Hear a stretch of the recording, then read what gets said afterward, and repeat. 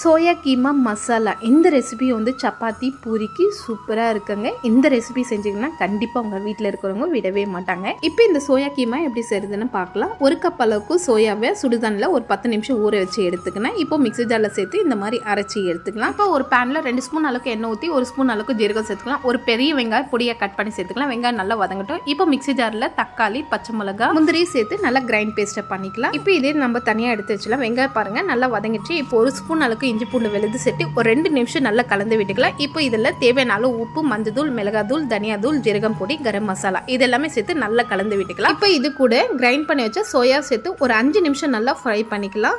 இப்போ mixie jar அரைச்சி வச்ச தக்காளி பேஸ்ட்டும் சேர்த்து நல்லா ஒரு 2 நிமிஷம் நல்லா ஃப்ரை ஆன உடனே கொஞ்சமாக தண்ணி சேர்த்துக்கலாம். கிரேவிக்கு ஏற்ற மாதிரி தண்ணி சேர்த்துக்கணும். பாருங்கள் நல்லா கொதிக்குது. இப்போ லாஸ்ட்டில் கருவேப்பிலை, கொத்தமல்லி தூவிட்டு இப்போ சர்வ் பண்ணிக்கலாம். இந்த சோயா கீமாவை கண்டிப்பாக நீங்களும் ட்ரை பண்ணி பாருங்கள்.